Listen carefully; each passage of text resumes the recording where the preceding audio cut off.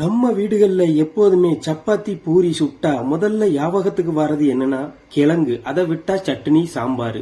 இதை விட்டா வேற எதுவும் ஞாபகத்துக்கு வராது. ஏன்னா சடக்குன்னு பண்ணக்கூடியது அதான். உங்களுக்கு அதே மாதிரி சடக்குன்னு பண்ணக்கூடியதை இன்னொரு டிஷ் புதுசா கொண்டு வந்திருக்கேன்.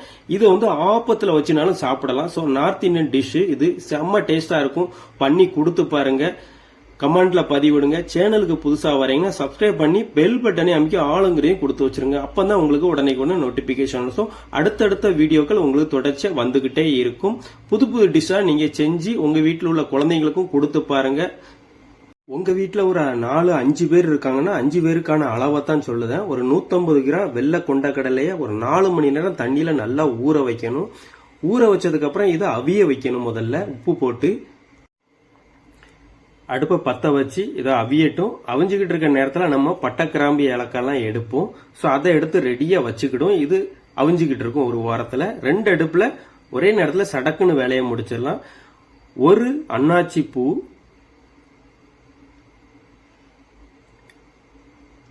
2 ஏலக்காய், ஈக்கி அகலத்துக்கு 2 இன்ச்சு நீளத்துக்கு ஒரு 3 பட்டை, 2 பல்லாரி ஒரு 200 கிராம் இந்த மாதிரி நீளமா நறுக்கி எடுத்துக்கணும்.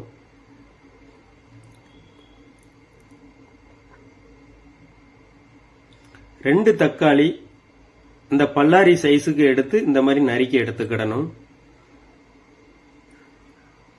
இதுக்கு இடையில நம்ம அவிய வச்ச கடலை அவிஞ்சிட்டான்னு லேசா எட்டி பார்த்துக்கிறோம். ஸோ அவிஞ்சு வந்துடுது. இதை இறக்கி தூர வச்சிருவோம்.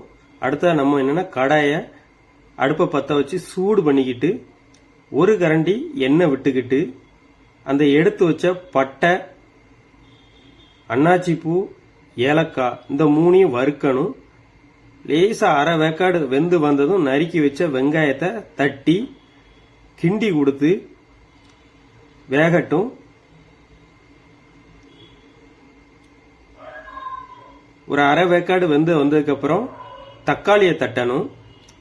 தக்காளியை நல்லா வதக்கி எடுத்துக்கிட்டு நல்ல ஒரு பொன்னிறம், அதாவது கோல்டு நிறம் வரந்தண்டி அதை வதக்கி கொடுத்து இந்த அளவுக்கு வதக்கி எடுத்துக்கணும். எடுத்துட்டு மிக்சி ஜார்ல கொஞ்சம் ஆற வச்சு தட்டி ஒரு கிளாஸ் டீ கிளாஸ்க்கு 1 கிளாஸ் தண்ணி ஊத்தினா போதும். கட்டியா அரைச்சி எடுக்கணும். இந்த லெவலுக்கு அரைச்சி நம்ம பக்குவமா சைட்ல ஒதுக்கி வச்சுக்கிடுவோம். ரொம்ப லூஸா அரைச்சிடக்கூடாது. ஓரளவுக்கு திக்கா அரைக்கணும். அப்பதான் அந்த பிளேவர் கிடைக்கும். உங்களுக்கு தண்ணியா அரைச்சிட்டீங்கன்னா அந்த பிளேவர் கிடைக்காது, திக்னஸ் கிடைக்காது. யாருக்கையும் நம்ம கடாயை வெங்காயம் தக்காளி வதக்கி வச்சிருந்தோம்ல அதை கழுகக்கூடாது. கழுவுனோம்னா அந்த பிளேவர் போயிடும். அதில் வெங்காயம் தக்காளி வதக்குனதை அதுல எண்ணெயை ஊற்றி எண்ணெய் சூடானதும் 2 பிரியாணி இலையை போட்டுக்கணும்.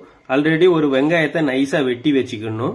வெட்டி வச்சதை அந்த பிரியாணி இலை சூடா ஏறினதும் அந்த வெங்காயத்தை தட்டி நல்ல பொன்னிறமா வதக்கி எடுத்துக்கிடுவோம். வதக்கி எடுத்ததுக்கு அப்புறம் 1 டீஸ்பூனு இஞ்சி பூண்டு பேஸ்ட் இதை போட்டு இதுவும் நல்ல வெந்து வரந்தண்டியும் கொஞ்சம் கிண்டி கிளறி கொடுத்து வேகட்டும். கொஞ்ச நேரம் வெயிட் பண்ணுவோம். உங்க வீட்டு குழந்தைங்க வல்லாரைக்கீரை சம்பந்தப்பட்டது எதுவும் சாப்பிட மாட்டேக்குன்னா வேற மாதிரி டெக்னிக்ல அதை சமைச்சு கொடுக்கலாம். அதுக்காண்டி ஒரு வீடியோ போட்டிருக்கேன். எப்படின்னா அதை நம்ம சேனலுக்குள்ள இருக்கு, போய் பாருங்க. எப்படின்னா வல்லாரா உளுந்த வடை போட்டிருக்கேன். பார்த்துட்டு நீங்க கமெண்ட்ல பதிவிடுங்க. இஞ்சி பூண்டு பேஸ்ட் வெங்காயம் நல்லா பொன் நிறத்துக்கு வந்ததும் ஒரு அரை டீஸ்பூனு மஞ்சத்தூள், 1 டீஸ்பூனு மல்லித்தூள், 1 டீஸ்பூனு மிளகாய் தூள் இதை போட்டு நல்லா கிண்டி கொடுக்கணும். கொஞ்சம் வறுபடுத மாதிரி கிண்டி கொடுக்கணும். லேசா வறுக்கணும். ரொம்ப கருக விட்டுறக்கூடாது. பொன் நேரத்துக்கு வறுத்து எடுத்ததும் நம்ம ஆல்ரெடி அரைச்சி வச்சிருக்கோம்ல கிரேவி, அதை எடுத்து இதுல ஊத்திடணும். ஊத்தி விட்டுட்டு நல்லா கிளறி கொடுங்க. கிளறி கொடுத்து தேவையான அளவு நீங்க உப்பு சேர்த்துக்கலாம்.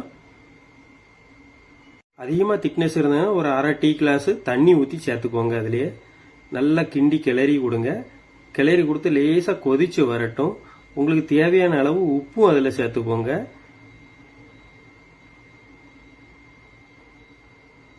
உப்பை சேர்த்து முடிச்சதும் ஒரு 5 நிமிஷம் நல்லா கொதிச்சு வரட்டும். இதுக்கிடையில நம்ம அவிச்சு வச்ச கொண்டக்கடலை இருக்குல்ல, அதை வடிகட்டி எடுத்துக்கிடுவோம். எடுத்து வச்சுக்கிட்டு அது நல்லா வெந்து வரந்தண்டியும் வெயிட் பண்ணுவோம். கொஞ்ச நேரம் வெயிட் பண்ணந்தண்டி அதுக்கு இடையில நம்ம என்னன்னா மல்லி இலையை வெட்டி எடுத்துடலாம். இந்த மல்லி இலையை எடுத்து கொஞ்சம் தனியா வச்சுக்கிடணும். ஸோ அந்த கிரேவி இப்போ நல்லா கொதிச்சு ஒரு நல்ல பொன் நிறத்துக்கு வந்திருக்கு, அதாவது கோல்டு நிறத்துக்கு வந்திருக்கு. இப்போ நம்ம அவிச்சு வச்ச கொண்டக்கடையில உள்ள தட்டி ஒரு 10 நிமிஷம் நல்லா வேக விட்டு நல்லா கொதிக்க விட்டு கொஞ்சம் ஸ்லிம்ல வச்சு கடைசியில இறக்க கொஞ்ச நேரத்துக்கு முன்னாடி அப்படியே வச்சு இறக்கிட்டோம்னா செம்ம டேஸ்டா இருக்கும். இறக்கி முடிச்சுட்டு நீங்க இப்போ கூட மல்லி இலை போடலாம், மல்லி இலை போட்டு கூட கிண்டி கொடுக்கலாம், இறக்கிட்டு கூட மல்லி இலை போடலாம். அது ஒரு தனி பிளேவர் கொடுக்கும், உள்ள போடுறது தனி ஒரு பிளேவர் கொடுக்கும். இதுக்கு மேல நீங்க நெய்யோ பட்டரோ சேர்த்துக்கலாம் நமக்கு தேவையான அளவு. மராட்டியர்கள், மார்வாடி, குஜராத்தி, பஞ்சாபி இவங்க எல்லாமே அதிக அளவு நானு, ரொட்டி, பூரிக்கு இதை அதிகமா சாப்பிடுவாங்க. ரொம்ப சத்தான ஒரு சன்னா மசாலா. இதே மாதிரி அடுத்த ஒரு டிஷ்ல சந்திப்போம். வீடியோ பார்த்த எல்லாருக்கும் தன்யவாத். இந்த சன்னா மசாலா ஃபட்டாஃபட்டுன்னு பண்ணக்கூடியது, அதாவது சீக்கிரமா பண்ணக்கூடியது. இதே மாதிரி நிறைய டைப் அப்ல நம்ம சன்னா மசாலா பண்ணலாம். உங்களுக்கு எந்த டைப் அப்ல பண்ணணும்னு நீங்க கொஞ்சம் கமெண்ட்ல பதிவிடுங்க. உங்களுக்கு பண்ணி நான் வீடியோவா அப்லோட் பண்ணதை பாருங்க. எங்க கிச்சன்ல சன்னா மசாலா வச்சது தான் எங்க வீட்டு பெரிய மனுஷி கோதுமை மாவை எடுத்து குழைக்க ஆரம்பிச்சிட்டா சப்பாத்தி போடுறதுக்கு. செம்மையா சப்பாத்தி போடுவா எங்க வீட்டு பிள்ளை. உங்க வீட்டுல யாராச்சும் குழந்தைங்க இந்த மாதிரி சப்பாத்தி பூரி போடும்னா கமெண்ட்ல பதிவிடுங்க.